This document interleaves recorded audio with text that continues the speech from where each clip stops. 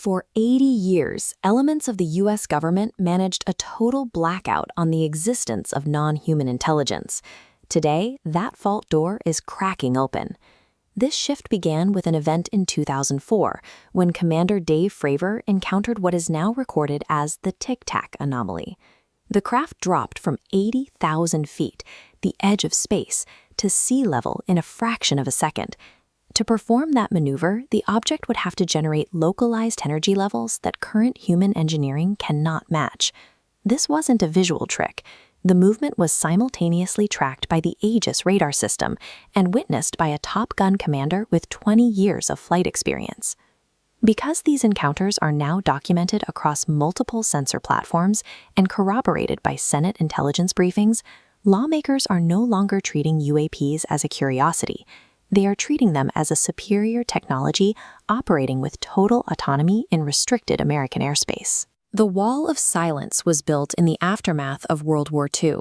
Following the 1947 recovery of anomalous materials near Roswell, New Mexico, military leaders chose to bury the findings rather than alert a public already exhausted by global conflict. This created the Legacy Program, an unacknowledged special access program hidden within the CIA, the Air Force, and private defense contractors. By law, participants had to deny its existence, a protocol so strict it effectively bypassed congressional oversight and kept sitting U.S. presidents from knowing the program existed. This extreme compartmentalization allowed a small group of career bureaucrats to maintain exclusive control over non-human technology, wielding a level of authority that exceeded even the commander-in-chief. The Legacy Program is built on the possession of physical crash materials, hardware engineered by an intelligence that has effectively bypassed the limits of human physics. This is an image from the 1972 Apollo 16 mission. It shows a distinct triangular-shaped object hovering above the lunar surface, a photo that a government task force later evaluated and determined was a real physical craft. With billions of smartphones in use today, skeptics often ask why every video of these craft appears blurry or distorted. Dr. Hal Puthoff, a physicist who advised the government's UAP investigations, suggests the answer is in the propulsion. These craft modify the space-time metric. They create a warp bubble that separates the vehicle from the environment around it.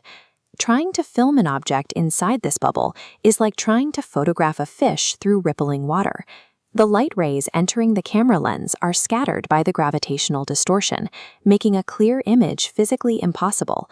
Blurry footage is not a sign of a hoax. It is the visual signature of a craft using a warp drive to navigate our atmosphere.